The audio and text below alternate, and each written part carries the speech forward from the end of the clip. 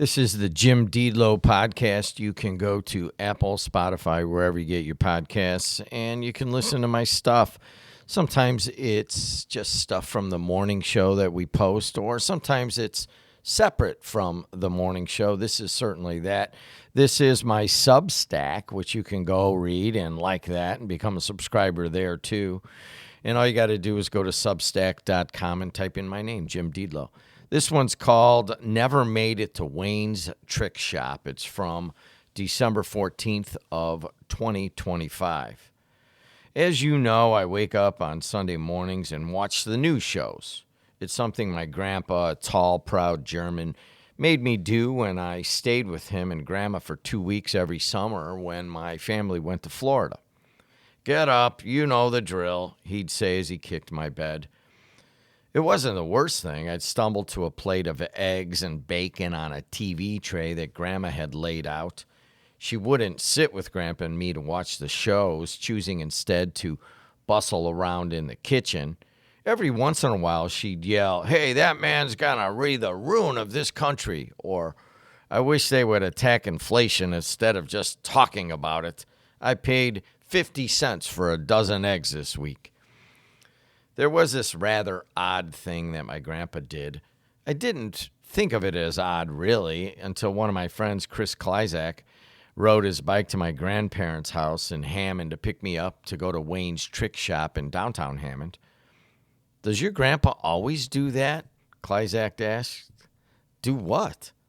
"Sit next to the TV like that." "Oh, yeah," I said.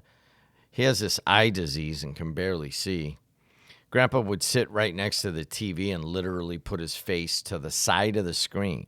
If you're old enough to remember, old-time TVs had a curved front, not like the flat screens we have today. So by looking at the screen that closely from the side, the figures became grotesque. An attractive woman might have a massive nose.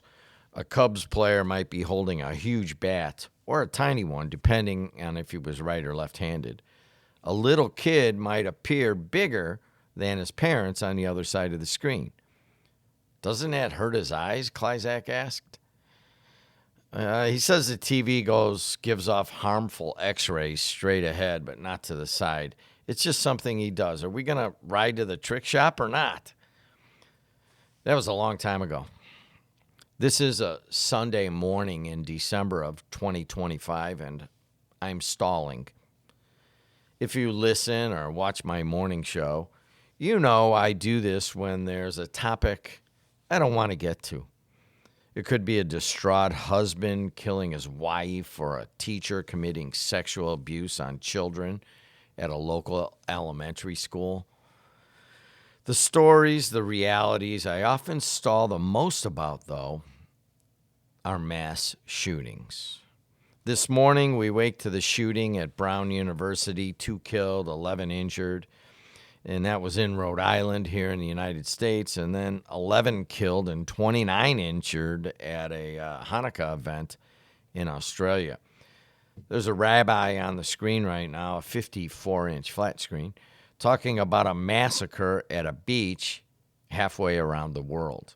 He's got an Australian accent, but he looks like he could have been your high school driver's ed teacher. There's families on a pier sobbing uncontrollably. And the driver's ed teacher is saying, "A massacre in cold blood at a beach that is one of our most iconic locations." It's hard to believe. At Brown, a guy walked into a finals review session and just started shooting. Fox News says it's the 75th school shooting this year. Now, I miss my grandma's voice from the kitchen. I'm guessing she'd blame it all on social media, which, if you really think about it, wasn't even around then. I miss seeing my grandpa crowd his face to the side of the TV, saying nothing, squinting. And I miss my friend, Chris Kleizak, who at the age of 26 shot himself with a little black handgun after a particularly raucous weekend of partying. We never made it to Wayne's Trick Shop that day, by the way.